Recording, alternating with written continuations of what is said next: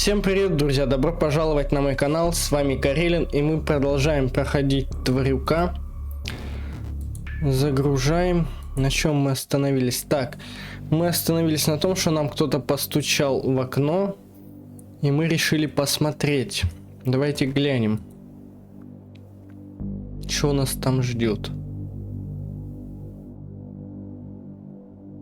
За окном ничего не оказалось, двор как двор. Только убитый. Если жизнь наладится, то я обязательно наведу здесь порядок. Мои бабушка с дедом и вправду любили это место. Надо отдать дань уважения ушедшим из жизни родственникам. Блять, сука. Блять. Это ворон, что ли? Ты куда летишь, сука дурная? Совсем спятила, пугать так, шизанутая. Так с нервного срыва можно к бабке отправиться на тот свет. Что в городе, что тут, психушка. Нужно расслабиться, налить себе чай и пожрать. Я расчистил стол и принялся к приготовлению своего первого за долгое время ужина в деревне. Достал из рюкзака баранки с парой конфет, которые в спешке прихватил в ларьке на вокзале. Заварил себе зеленый чай с мятой. Забавно, все выглядело прям как в детстве. Все-таки хорошее было время, хотя и неделю назад тоже было не так плохо. Так, отогнув хмурые мысли, я отпил из кружки, представляя, что в ней тот самый чай, который мне в детстве заваривал дедушка. Но, увы, вкус был совсем не тем. Стало немного легче. Но я не мог спокойно уснуть, не удостоверившись, что ночью ко мне в окно не залетит очередная птица. На улице уже стемнело. Я огляделся вокруг в попытках отыскать рядом ту самую ворону, но никого нигде не увидел. Все так же неухоженный двор и густой лес с мрачно покачивающимися в своей тени деревьями. Так, лег спать. После тяжелого дня и согревающего напитка захотелось спать. Сегодня мне действительно не помешало бы отдохнуть полноценно. Но перед сном в голову, как всегда, лезли тревожные мысли. Гроб с моим телом медленно опускается в яму. Каждый стук земли о крышку звучит как последний удар сердца. Меня больше нет, только холод и тишина.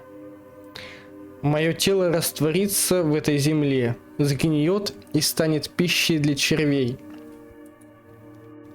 Мама будет стоять у могилы с опухшими от слез глазами. Ей не верится, что ее единственный сын теперь в этой деревянной коробке. Будет ли она думать, что это какая-то ошибка, что я вот-вот встану и обниму ее? Что я оставлю после себя? Все, что казалось важным, превратится в труху и сгниет вместе со мной. Меня забудут. Все, что я сделал, хорошее и плохое, все это поглотит земля.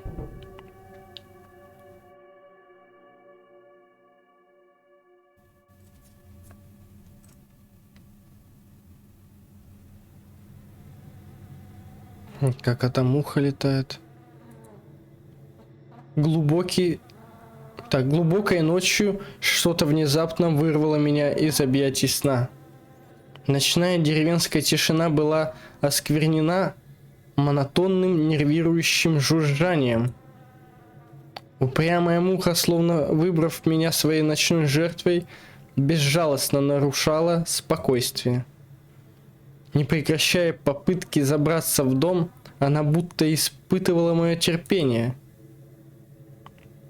Так там ворона, когда прилетела, она что-то херакс бросила в окно нам. Муха, может быть, на тухляк прилетела на какой-нибудь. Смотрим. Я поднялся с кровати и посмотрел в окно, за которым простирались силуэты темного леса, поглощенные ночью. Назойливая муха Назойливая муха беспрестанно ползала по стеклу. Я стоял и следил за насекомым, чувствуя, как тревога без особой причины начинает окутывать мое сознание. Постучать? Блять, сейчас что-нибудь выпрыгнет. Там много мух.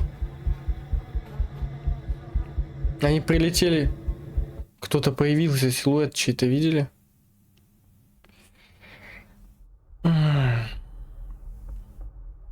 Глава 2. Какое-то женское тело, что ли, женский силуэт мне показался.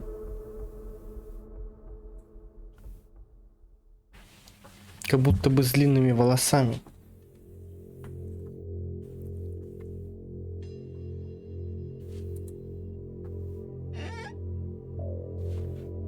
Этот древний матрас будто специально создан, чтобы убивать мою спину.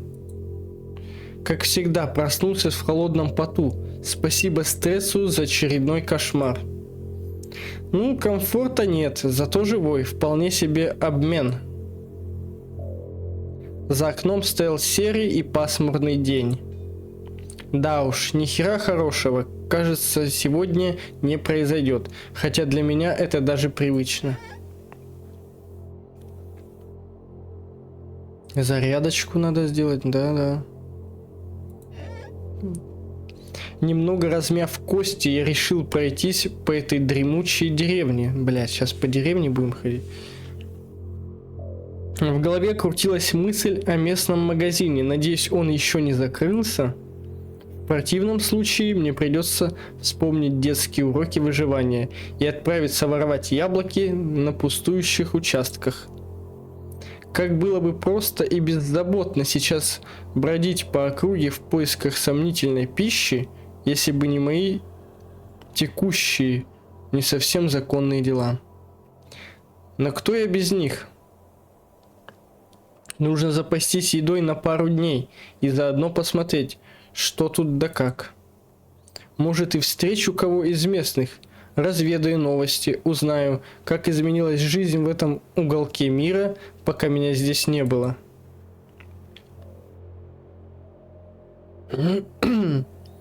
Раннее утро в этой глухой дыре окутано странным спокойствием, будто тут все уже сдохло, а не просто спит. Воздух свежий, словно его только что с лаской постирали, и холодный, аж до костей пробирает. Для 6 июля было как-то слишком холодновато, хоть куртку не надевай.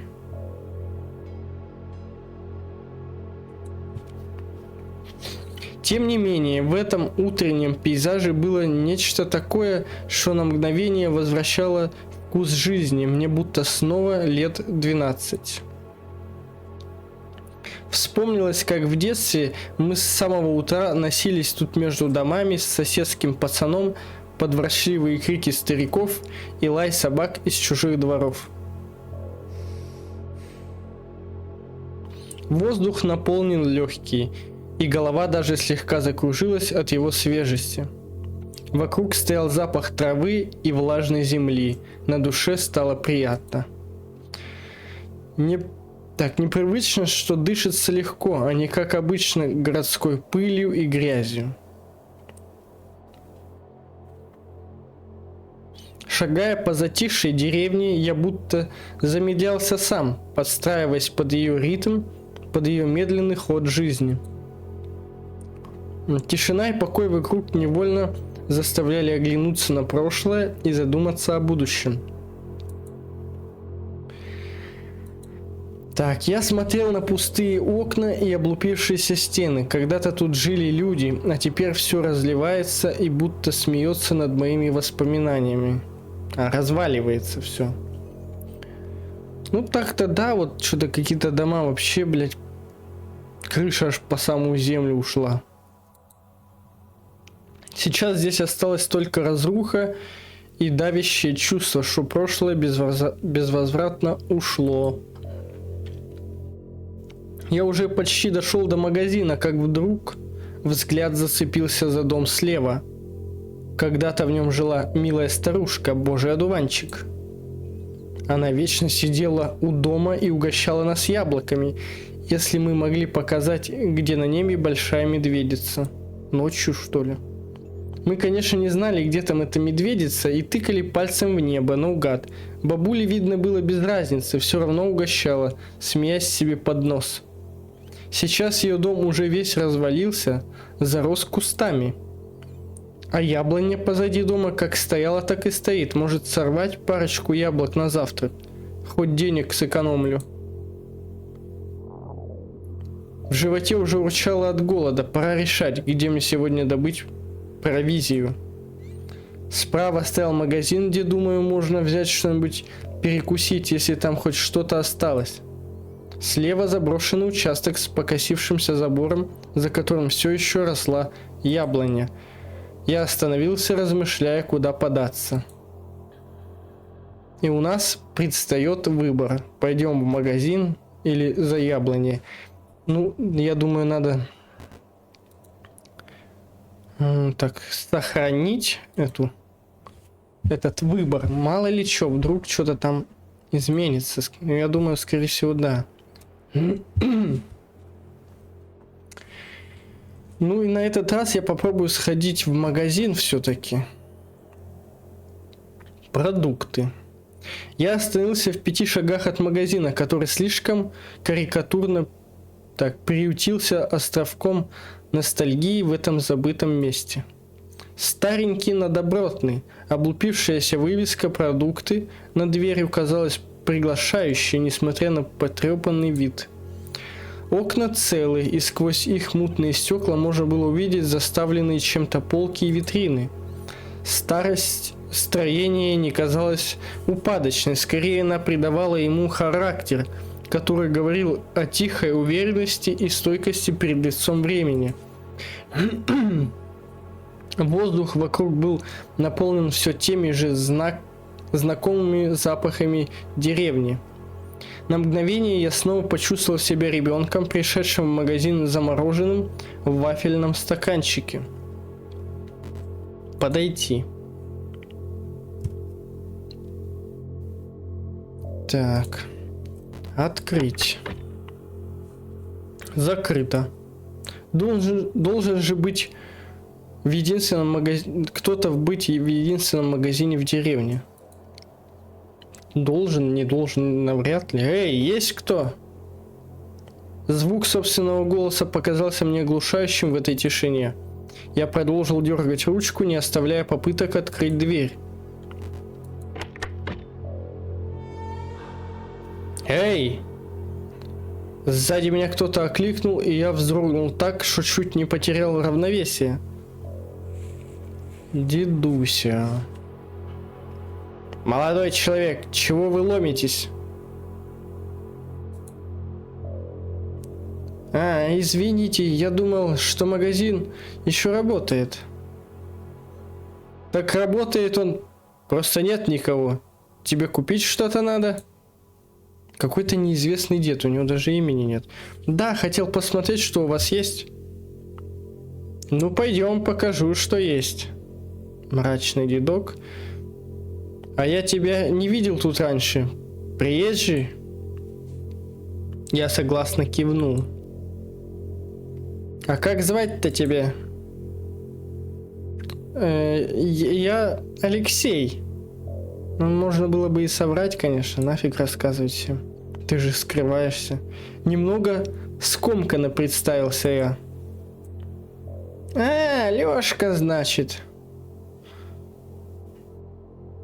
Отчевич будешь-то хоть? Я скрипнул зубами. Ненавижу, когда меня называют Алёшка. Или Алёша. Давайте просто Алексей. Ну что ж, Алексей, меня Степан звать. Лаптев Степан Вольфович, будем знакомы. Я пожал руку новому знакомому, который, судя по всему, был здесь местным, хотя я его совсем не помнил. Ну, пойдем, чего встал-то? Дедуся. Степан достал связку ключей, на ощупь нашел нужный и без суеты открыл магазин. Так это его, наверное? Я последовал за ним внутрь и оказался в темном помещении. Сейчас, Алексей, погоди секунду. Чего он там возится в темноте? Ищет палку покрепче, чтобы... Свет включу сейчас. Включил, не наебнул. Из города приехал? Ага, из Москвы. Нехотя пробурчал я. Я не привык разглашать сведения о себе незнакомцам, но Москва настолько огромная, что эта информация вообще ничего не значила. О как! И чем сейчас молодые там в столице занимаются? Профессия-то у тебя есть хоть? Вопрос был задан с таким напором, что я на мгновение ощутил себя школьником, которого вызвали на ковер к директору. Однако я решил не юлить и ответил отчасти правдой. Да, на электрика в техникуме учился. Про себя я усмехнулся. Не буду же я ему говорить, что про свою реальную профессию. О, электрик, это дело нужное. Знаешь, у меня вот тут недавно радио играть перестало. Может, взглянешь, электрик? Денег за ремонт только не дам. Не водятся нынче. А вот чаем напою. Вот это шабашка, подумал я с иронией. Возвращаться к своим реальным проблемам я пока не хотел, поэтому никуда не торопился. Да и сколько себя знаю, мне всегда легко давалось восстановление разного рода приборов. Не самой большой сложности, конечно, но старым радио я управлюсь.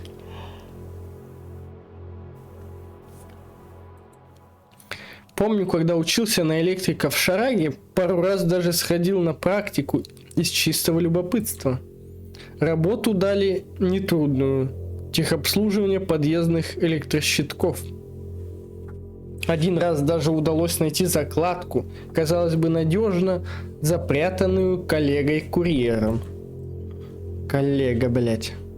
Я еще раз взглянул на Степана и перевел взгляд на старое радио, расположившееся на краю стола. Да и чего бы не помочь старику, наверное, радио тут одно из очень немногих развлечений. Ну, давай... это, блядь. Ну, давайте посмотрю. Да, вон там стоит. Пойди посмотри. Посмотреть. Как я и ожидал, старое радио, очевидно выпущенное еще во времена Советского Союза, у моих бабки с дедом было похожее. Думаю, если постараться, можно в доме найти его где-нибудь на чердаке. Вообще, я думаю, что починить его не составит труда. Посмотрим, что тут у нас. Открыть. Ух ты ж, головоломочка. Вот это да. Так, ну нам это все надо вот так, я думаю.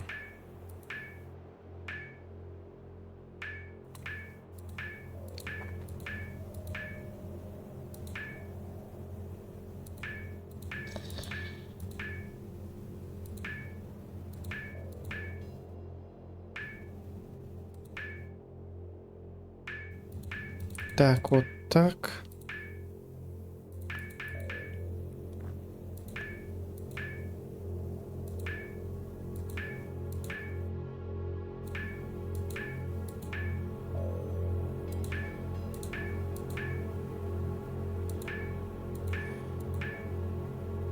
Вот так вот, да?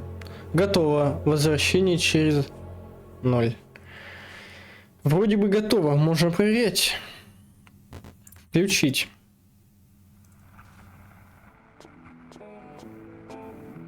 Блять, музыка не паленая, надеюсь. О, гляди, заработало.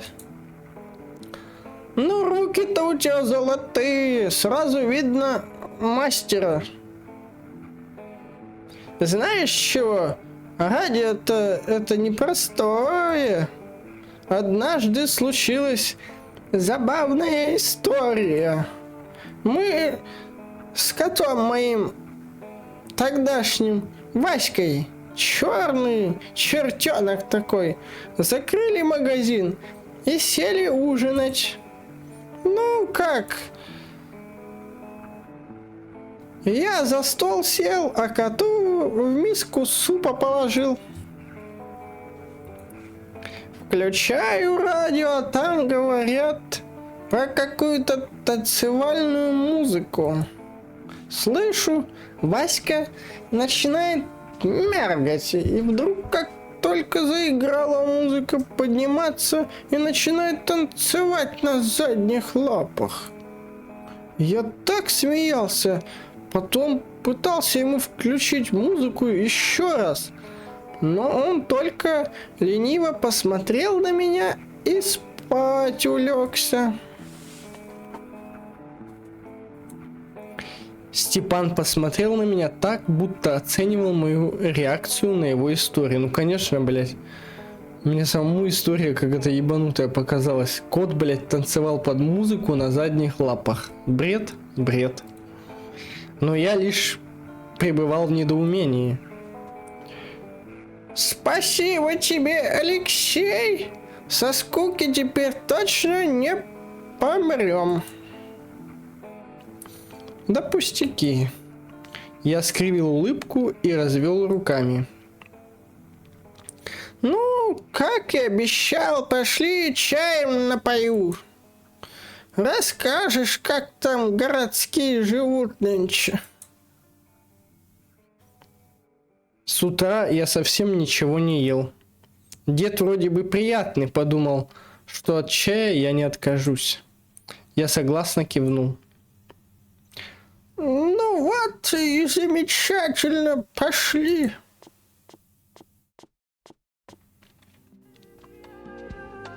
Блять, кот. Шагая за Степаном в другую комнату, я не мог избавиться от навязчивого образа кота, пританцовывающего на задних лапах. Ну так себе, конечно, на самом деле, блять, если бы у меня кот на задних лапах затанцевал бы, я бы охерел бы на самом деле. Картина ужасная. Ох ты ж, блядь, что тут интересненького у него есть. Так, что у нас по времени? Ну, еще есть, поэтому будем читать. Бутылка с мутной жидкостью. Это что, кротовуха? Подумал я. Похоже на обычную деревенскую самогонку, только с бонусом в виде пары мух, плавающих внутри. От одного вида этой бутылки становится тошно. Наверное, Степан забыл про нее давным-давно. Портрет бабуси, фотография. Старое фото в криво висящей рамке. Явно не вчера повесили. Кто она? Наверное, мать или жена Степана? Выглядит строгой, как масточка в моей шараге. Или мастачка. Так, чучело кабана. Чучело кабана на стене. Никогда не понимал, как такое может нравиться. Глупо смотрится с этими вытаращенными глазами и клыками наружу. Видно, что никто не прикасался к нему годами. Столько пыли. И самое интересное, набор инструментов. Инструменты висят ровным рядом и выглядят скорее как украшение. Видно, что некоторые уже давно не использовались. Ржавчина и пыль на них говорит сама за себя. Наверное, когда-то Степан много работал своими руками. Я с опаской оглядел подсобное помещение магазина. Здесь стоял затхлый запах древесины, сладкой плесени и каких-то деревенских солений. Сам Степан с заметным возбуждением от неожиданного общения принялся за заваривание чая.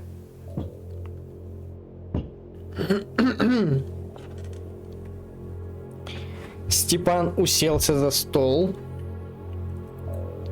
Он смотрел на меня, еле сдерживая вопросы, которые вот-вот были готовы вырваться из его рта. По старику было видно, что у него редко бывают гости, и он действительно рад со мной поболтать.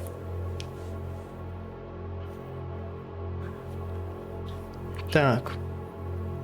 Ну как, нравится у нас? Редко кто забредает сюда из города.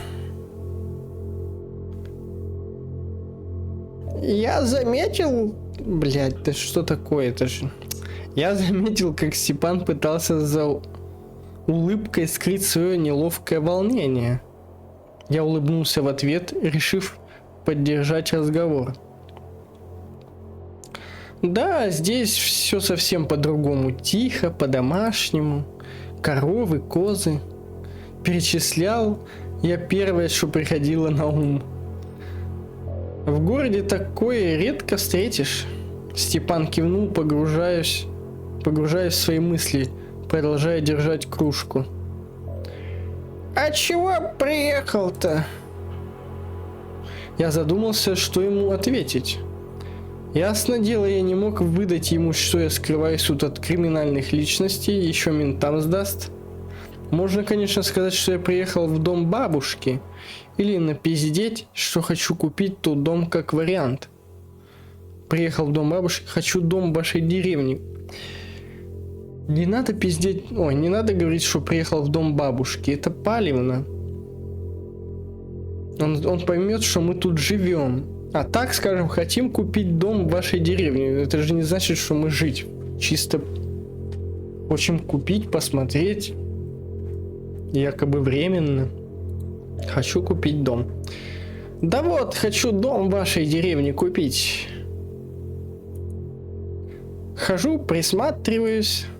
Как-то неуверенно выдал я. В нашей-то Рублевке... Тут же отшутился Степан, видно, повелся. Я усмехнулся в ответ на его шутку и продолжил разговор.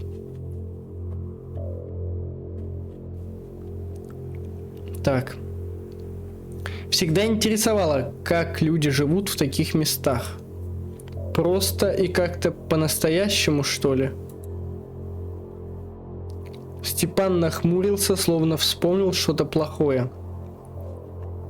А ты про деревню-то нашу хоть что-нибудь знаешь? Ну, кроме названия. Я задумался на несколько секунд и, пожав плечами, ответил. Да не особо, места тут красивые у вас просто. Ну, молодежь, как обычно, ничем не интересуется. Хоть бы в интернетах почитал там чего, прежде чем жилье тут покупать. Я напрягся и вопросительно поднял бровь, не скрывая удивления.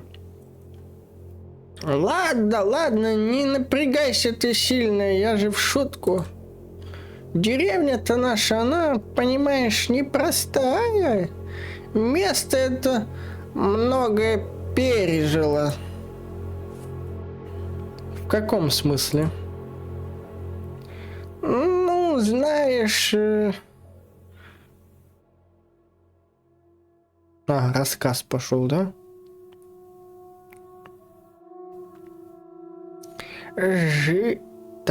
Жизнь тут всегда вроде бы хорошая была. Земля щедрая, речка рядом, лес богатый. Давненько тут еще народ обустроился, досел.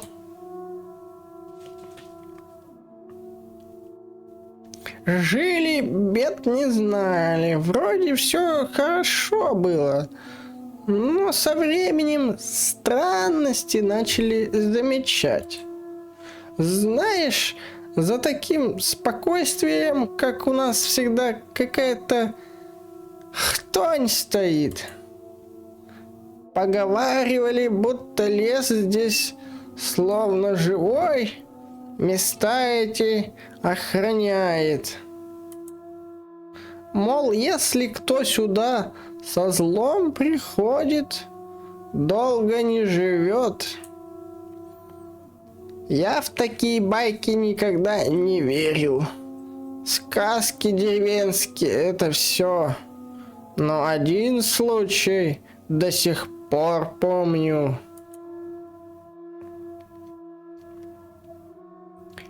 Я тогда еще совсем салагой был. Под столом бегал. Под конец войны это было. Твари всякие начали на деревню налетать, грабить, девок таскать, дома жечь. Настоящие звери, хуже волков. Эх, Сталина на этих чертей не хватало. Дядька мой тогда еще пацаном был, постарше меня только немного. Иваном звали. Видел он, как эти твари дом соседский спалили, а хозяйку дубиной насмерть забили. Чем же вечером дядька матери моей сказал: я в лес пойду, надо что-то делать. Что делать там собрался? Не сказал. Только и помню, что всю ночь тогда вокруг деревни волчий вой не утихал. Дядька так и не вернулся. Пропал насовсем. И бандиты вместе с ним. Никто их больше не видел. Словно земля проглотила. Ну это та история бабушки же. Ушел мальчишка помогать. Люди, понятно, шептаться начали, мол, дядька чего-то там чудил, что лес его принял. Ну, а кто его знает? На мгновение отвлекся, переваривая слова Степана. Они напомнили мне о чем-то знакомом, от чего стало не по себе. Вдруг я понял, бабушка рассказывала мне ту же самую историю, только завуалированную под страшную сказку. Волосы же зашевелились на затылке. Неужели все это действительно правда? Он, блядь, так и сидит с этой кружкой. А что в итоге-то произошло, по-вашему? Степан задумчиво пожал плечами. А хрен его знает, может волки, а может и чертовщина какая. Но, похоже, чем-то случай приключился не так давно. Пару лет тому назад сюда семейство из Москвы перекатилось. Искали, говорят, тишины, спокойствия, умиротворения. Причалили, значит, с двумя сыновьями молодыми. Так эти разгильдяи не нашли себе занятия лучше, чем деревню всю вверх ног перевернуть.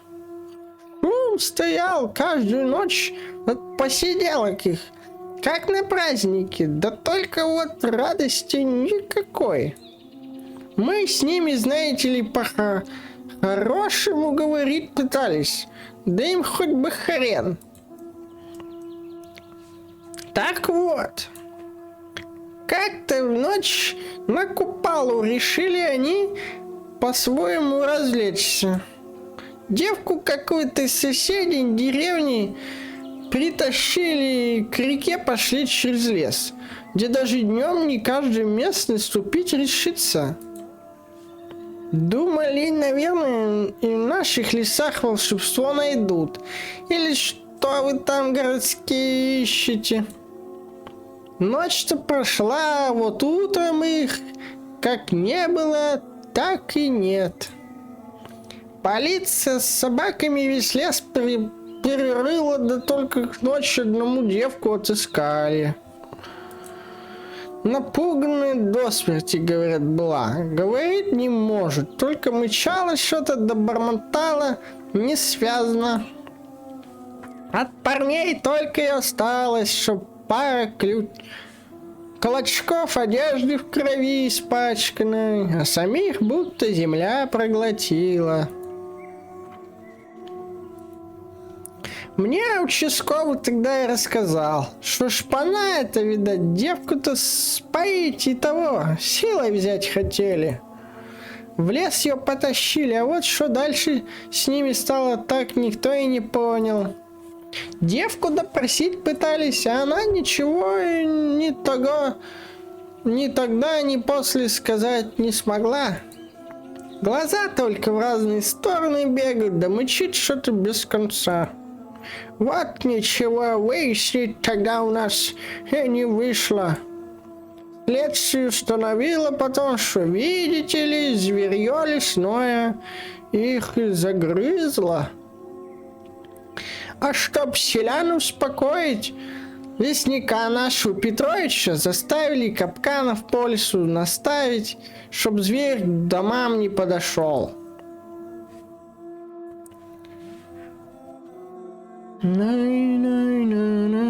Я с некоторым напряжением слушал рассказ Степана, это совсем не было похоже на сказки моей бабушки. Но где-то на подкорке возникал образ Тварюка, и воображение невольно связывало произошедшее с ним.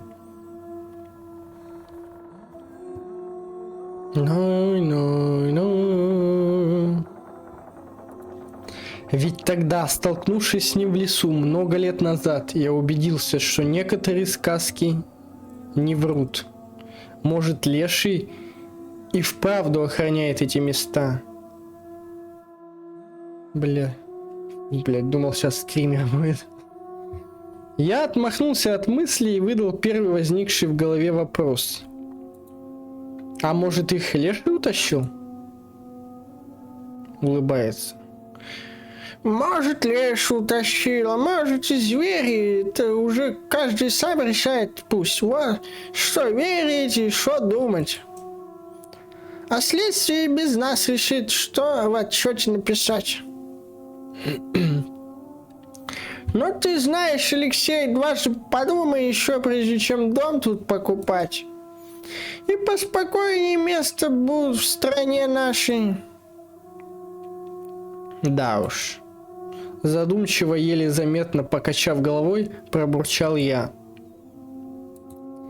Пожалуй, на сегодня я вдоволь наслушался местных баек. Все-таки мне нужно было дальше думать, как решать свои проблемы.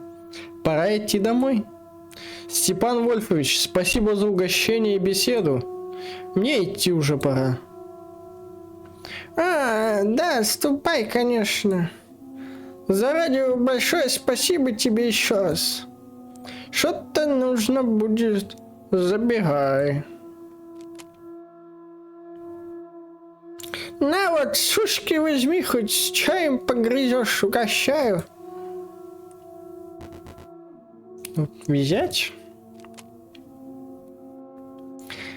Недолго думая, я взял пакет сушек со стола. Не хотелось отказывать и огорчать старика, да и в первую очередь я сюда пришел за едой. Спасибо, до свидания. Степан не переставал светить своей фирменной улыбкой. Я улыбнулся ему в ответ и вышел на улицу. Продукты. Черный кошак. Чего? Васька? Напугался? Ну, заходи, чего стоишь-то?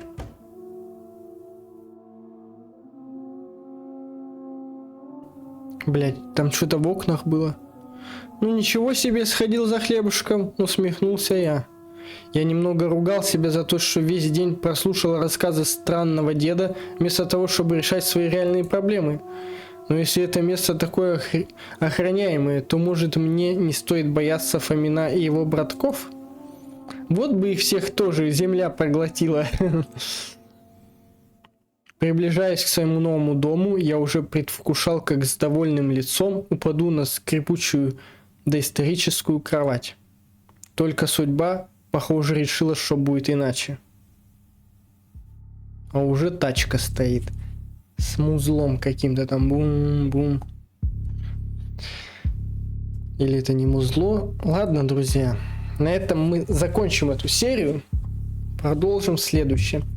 Всем спасибо за просмотр. Ссылка на плейлист будет в описании. Подписывайтесь на мой телеграм, подписывайтесь на канал, ставьте лайки, пишите комменты. А мы увидимся в следующей серии. Всем пока.